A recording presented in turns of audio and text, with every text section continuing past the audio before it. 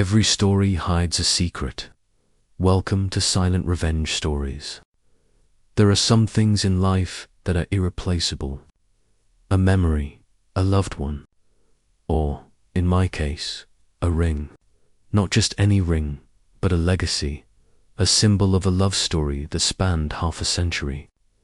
And when that symbol was desecrated, not stolen, but borrowed with audacious entitlement, it sparked a fire in me that would consume the carefully constructed illusions of my ungrateful family. My name is Evelyn Reed. I am 72 years old, a widow of 2 years, and the owner of Reed Holdings, a real estate empire built brick by brick with my late husband, Arthur. I raised my son, Marcus, to be a man of honor, but somewhere along the way, he traded it for the shallow glitter his wife, Chanel, so adored. The moment of cruel truth, as it often does, came wrapped in a polite deception. It was a Saturday afternoon. I was enjoying the quiet solitude of my study, reading, when my phone buzzed with a message. It was from Chanel. Her message simply read, "Hi, Evelyn. Just wanted to let you know I borrowed your ring for the party tonight. It goes perfectly with my dress. Till my ring." The words echoed in my mind, cold and distant. I knew immediately which ring she meant. It wasn't just a ring. It was the ring. Arthur's final gift to me, presented on our 50th wedding anniversary, just months before he passed. It was a masterpiece of design, a brilliant pink diamond, radiant and rare, set in a custom platinum band.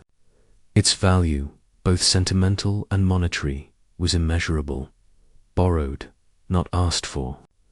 Not requested, borrowed, as if it were a cheap trinket from a costume jewelry box. As if my most cherished possession, a symbol of half a century of devotion, was simply an accessory to complete her outfit for a frivolous social gathering. I closed my eyes, a wave of dizzying disbelief washing over me. This wasn't the first time Chanel had taken liberties with my possessions. She had a habit of borrowing my antique brooches, my designer scarves, even a vintage handbag or two, always returning them weeks later, often damaged, with a breezy apology. I had always tolerated it, telling myself it was a small price to pay for peace, for keeping the family together for Marcus. But this was different. This was the pink diamond. This was Arthur. This was an affront so blatant, so utterly devoid of respect, that it snapped the last thread of my patient endurance. The quiet, grieving widow vanished. In her place stood Evelyn Reed, businesswoman, matriarch, and a force to be reckoned with. I didn't reply to her text. I didn't call Marcus in a panic. I didn't even go looking for the ring. I knew exactly where it would be.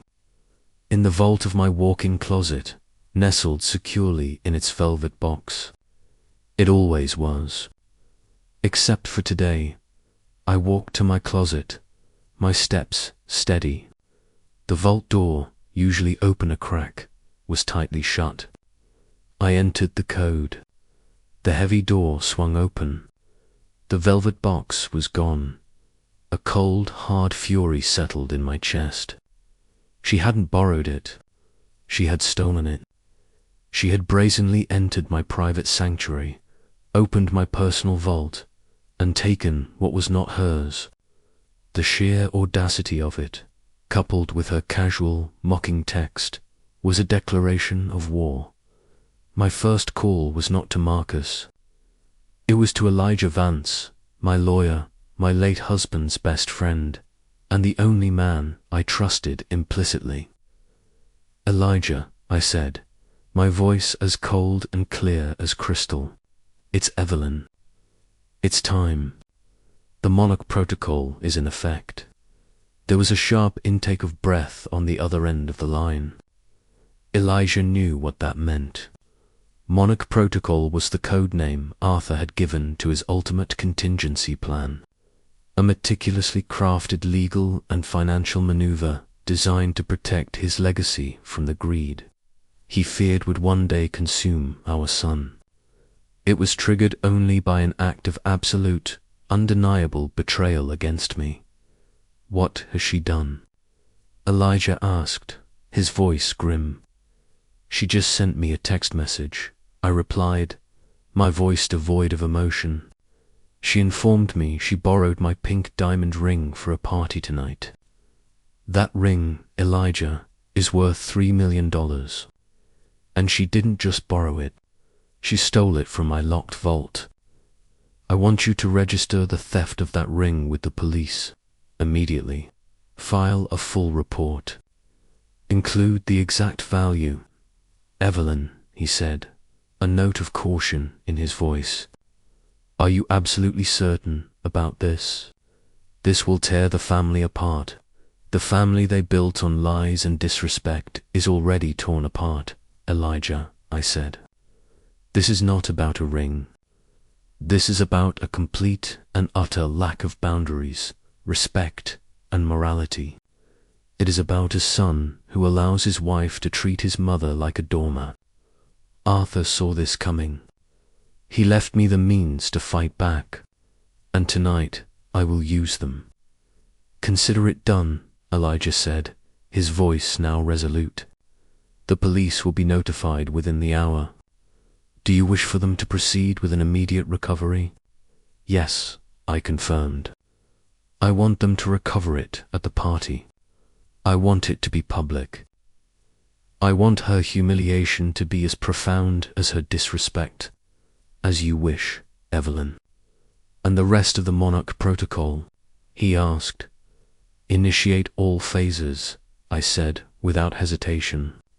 "Every single one. Cut off all funding. Freeze all accounts. Demand immediate repayment of all outstanding corporate loans. Every penny they have taken, every illusion they have built, I want it gone. Let's see how much they enjoy their party when the financial walls start crumbling around them." I hung up the phone. My heart was pounding, not with fear, but with a fierce, exhilarating sense of righteous anger. The years of quiet tolerance, of silent suffering, were over. I knew exactly where Chanel's party was being held.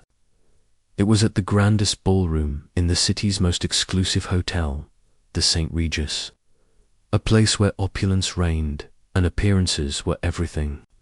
It was the perfect stage for the spectacle I was about to unleash. I walked over to my desk, opened a hidden compartment, and pulled out a small, velvet-lined box. Inside, nestled on a bed of silk, was another pink diamond ring, identical in every way to the one Chanel had stolen. Or so it seemed. This was the true secret, the hidden depth of Arthur's foresight. The pink diamond ring that Chanel had stolen was a flawless replica, a stunning piece of costume jewelry Arthur had commissioned years ago. It looked absolutely identical to the real one, which had always remained safe in a secret compartment beneath the vault. A compartment only Arthur and I knew about. He had replaced the real one with the fake months before he passed, foreseeing this very moment. He knew Chanel's magpie tendencies. He knew her casual disregard for ownership. He wanted to give her enough rope to hang herself, and he had given me the perfect, deniable weapon. The stolen ring was worthless, but the public accusation, the police raid, the sheer humiliation of it all, that would be priceless. 1 hour later, as I sat sipping chamomile tea, enjoying the quiet of my study, my phone buzzed again. This time it was a news alert. The local gossip site, notorious for its immediate coverage of high society events, had just posted a breaking story. The headline flashed across my screen: "Chaos at St. Regis Gala, Police Raid High Society Party." The accompanying grainy photo showed uniformed officers entering the ballroom, their expressions grim. The text below read, "Sources report a major police operation underway at the annual Gala of Generosity, hosted by prominent developer Marcus Reed and his wife, Chanel Reed. Unconfirmed reports suggest a high-value theft is being investigated, with officers seen speaking to Mrs. Reed. More details to follow." I smiled, a slow, satisfied smile. It was just getting started. 1 hour later, the police raided her party. The fireworks had officially begun. The scene at the St. Regis was a masterpiece of controlled chaos. Chanel, who had been the radiant center of the universe moments before, was now a pariah in a bubble of flashing police lights and whispered accusations.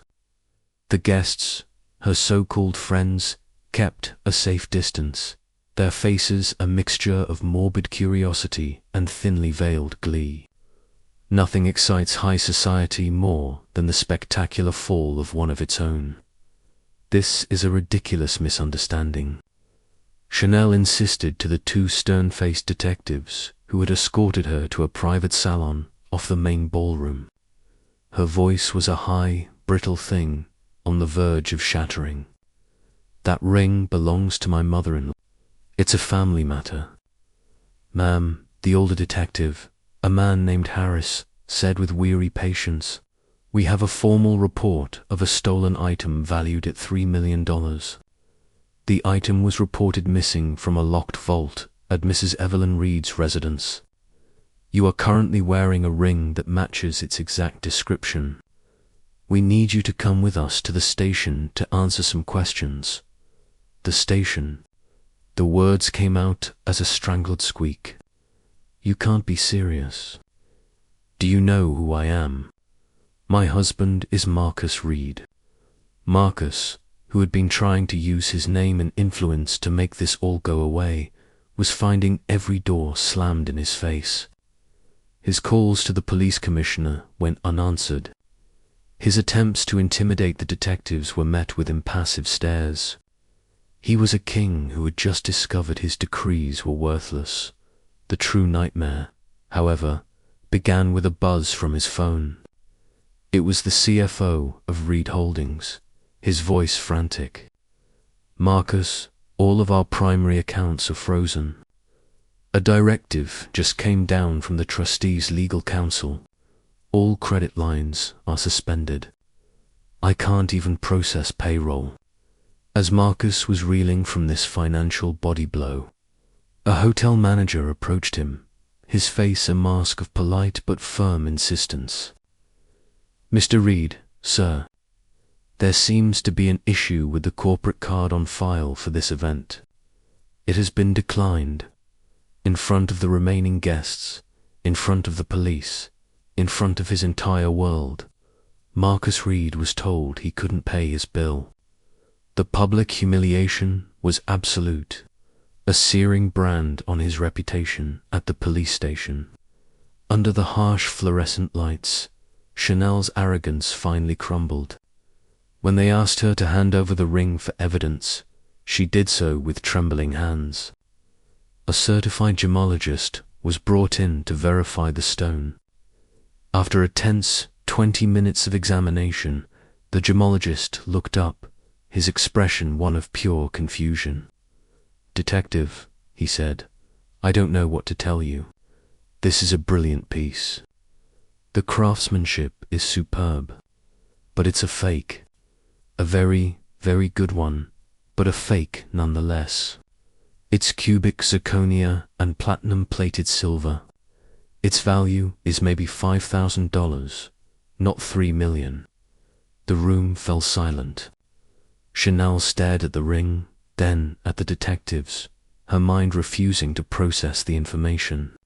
A fake, but it was Evelyn's ring. She had seen it 100 times. The detectives were equally baffled, but a $5,000 theft from a family member was a domestic squabble, not a grand larceny case. With no actual felony committed, they had no grounds to hold her. They released her with a stern warning. The report's still open but now downgraded to a minor offense. Chanel and Marcus drove home in a thick, toxic silence. The scandal, the frozen accounts, the public disgrace. It was a nightmare, but the fake ring was a mystery that terrified them. It was a move they couldn't comprehend. It meant I wasn't just a grieving widow. I was a player in a game they didn't understand. They arrived at my grand, dark house just after dawn. They didn't knock. Marcus used his old key, but like Alicia before him, he found the locks had been changed. He began pounding on the door, his fists hammering against the solid oak, his voice a raw roar of fury. "Mum, open this door. We know you're in there. You have to tell us what you've done." I let them wait for a full 5 minutes, listening to their impotent rage echo in the quiet morning. Finally, I opened the door, but only a few inches, leaving the security chain in place. I was wearing a simple silk robe, a coffee cup in my hand. I looked at them as if they were nothing more than a minor disturbance. "Marcus, Chanel," I said, my voice calm. "To what do I owe this early morning tantrum? You'll wake the neighbors.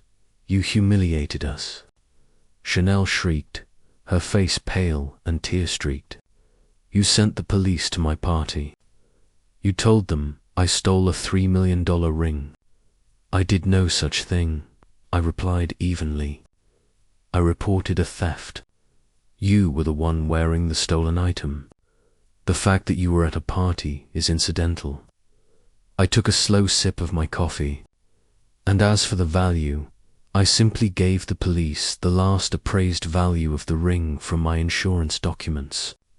If the ring you stole turned out to be a fake, well, that's a question you'll have to ask yourself, isn't it? Why would you go to the trouble of breaking into my vault to steal a worthless piece of glass?" The question hung in the air, a perfect, unanswerable accusation. I had turned their crime into a fool's errand, and the accounts? Marcus bellowed, his face a mask of fury. "You froze everything. The company, our personal cards. You've ruined us." "I haven't done anything, Marcus," I said. And this was the moment I revealed the next layer of my husband's brilliant trap. "Your father did. This isn't about a ring. The ring was merely the trigger. This is about your position at Reed Holdings. Arthur's trust contains a very specific morality clause." I watched the blood drain from his face. He had never heard of such a thing.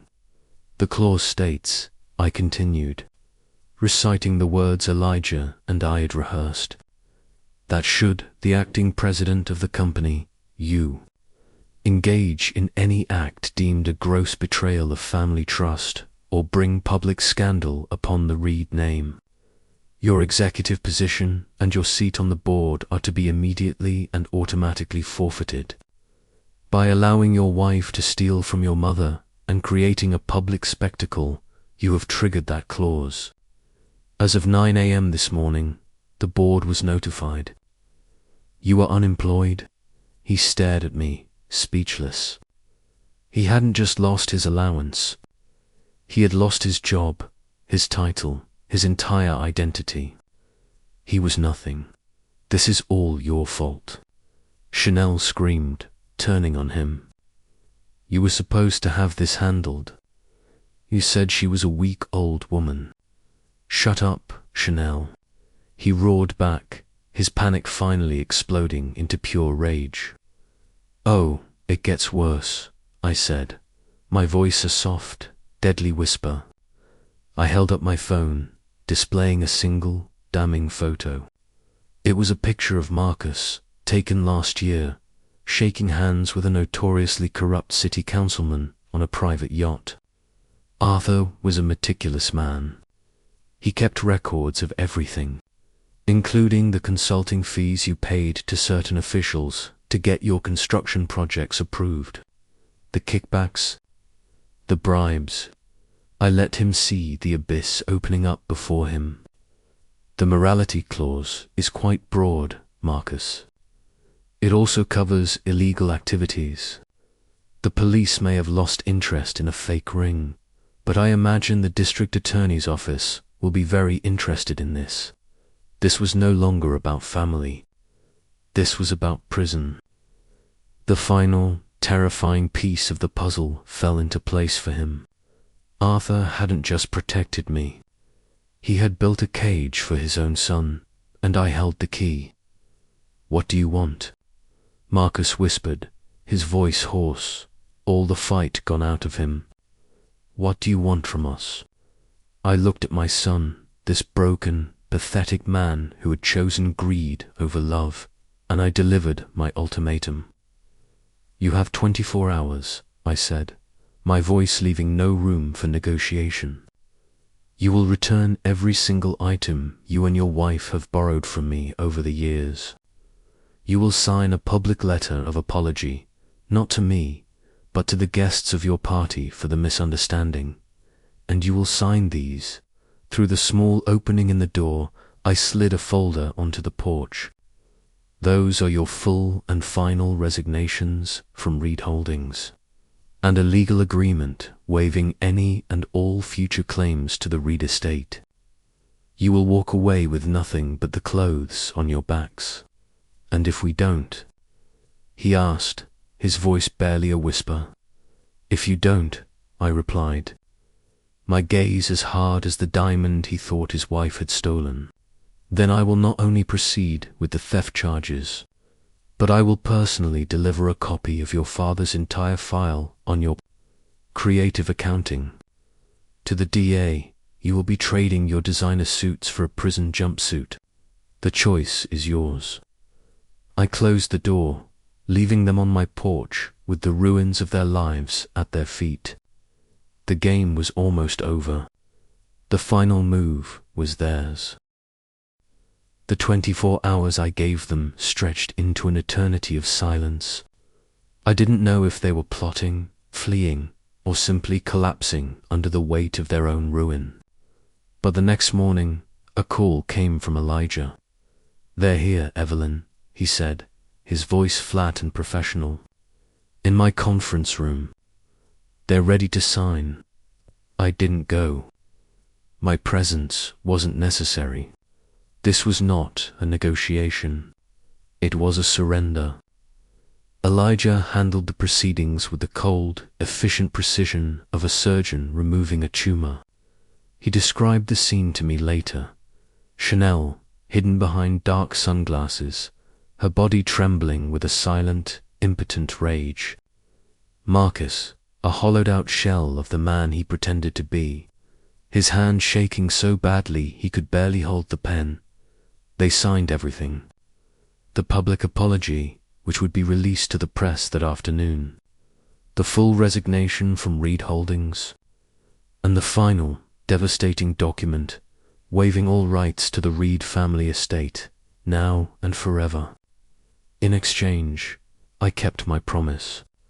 The journal detailing Marcus's financial crimes remained sealed. They were not given forgiveness. They were given an escape from prison, but a life sentence of mediocrity. They walked out of that office with nothing but the designer clothes on their backs and a future as empty as their bank accounts. The public apology, citing a profound family misunderstanding, was a masterpiece of humiliation. It did nothing to quell the scandal. The story of the fake diamond, the police raid, and the public disinheritance became the talk of the town. They were a social punchline. Their collapse was as swift as it was brutal. Within a month, the foreclosure on their mansion was complete. Their high society friends stopped answering their calls. Chanel, who had built her entire identity on being Mrs. Marcus Reed, could not handle a life without the status and the money. 2 months after they signed the papers, I received a short, formal letter from her lawyer. She had filed for divorce and moved back to her parents' home in another state, vanishing from our lives as completely as if she had never existed. Marcus was left utterly alone, a king dethroned, with no kingdom, no queen, and no heir. He lost the house, the job, the wife, and the father he had betrayed. I heard through the grapevine that he was living in a cheap, rented room downtown, selling off his last remaining possessions to survive. He had hit rock bottom, a place so far beneath the life he had known that he couldn't even see the top anymore. While his world imploded, I began to build. The first thing I did was re-establish my husband's true legacy. I announced the formation of the Arthur Reed Foundation for Ethical Leadership. Its mission was simple: to fund scholarships and mentorship programs for business students, with a curriculum designed and taught by me, focused on the principles of integrity, honesty, and character, all the things my son had forgotten. The foundation's first act was to purchase a building, the very building, in fact, where Marcus had been paying kickbacks to corrupt city officials. We gutted it, renovated it, and turned it into a state-of-the-art educational center. The irony was a quiet, satisfying footnote in my victory. A year passed. The foundation thrived. My life found a new rhythm, a new purpose. I was no longer just a widow guarding a fortune. I was a mentor, a leader, shaping the next generation of business minds in my husband's image. One evening, I received a letter forwarded from Elijah's office. The envelope was plain, the handwriting shaky but familiar. It was from Marcus. It wasn't a plea for money or a demand for a second chance. It was a confession. "Mum," it began, "I work as a night stalker at a grocery store now. It's hard work. My back aches. My hands are rough. For the first few months, I did it with a heart full of bitterness. But the other night, I was stocking shelves, and I realized something. I was creating order from chaos. I was making sure the shelves were full for people who would come in the next day. I was doing a small, honest job, and for the first time in my adult life, I felt a flicker of something I thought I'd lost forever: pride. I finally understand what Dad was trying to teach me. He wasn't just building a company. He was building a life based on value, not price. I traded his entire legacy for a few shiny objects and a woman who loved them more than she loved me. The ring was fake, Mum, but I was the real fraud all along. I don't expect you to ever forgive me. I just wanted you to know that the lesson, in all its brutal, agonizing pain, has finally been learned. I am sorry." I folded the letter, a single tear tracing a path down my cheek. It wasn't a tear of sadness, but of a complex, bittersweet release. The son I had mourned was not entirely gone. A small, buried part of him had survived the wreckage. I didn't write back. The time for words was over. But 2 weeks later, I made a call to the manager of the grocery store. I made an anonymous donation to the store's employee assistance fund, a gift of $10,000, with a single stipulation: that it be used to offer a management training course to a promising employee from the night shift. Redemption, I knew, couldn't be given. It had to be earned. But sometimes you can leave a ladder by the side of the hole someone has dug for themselves. The choice to climb is still their own. Today, my life is full. The foundation is my passion. My husband's name is now synonymous not with scandal, but with integrity. I still wear his final gift to Mitha, real pink diamond, not as a display of wealth, but as a reminder that the most valuable things in life are not the ones that can be stolen, but the ones that are freely given: love, loyalty, and a second chance to do the right thing. My daughter-in-law wanted to borrow a ring for a party. In the end, she and my son lost an entire kingdom. And I, the underestimated old lady, finally found my peace. Did you like my story? I'd love to know what you think and which city you're listening from. Please let me know in the comments. If you want to support my work so I can keep bringing you more stories like this, you can send a super thanks. Your support means the world to me. On the screen now are 2 more stories I think you'll love. Don't forget to like and subscribe to the channel for more. Until next time,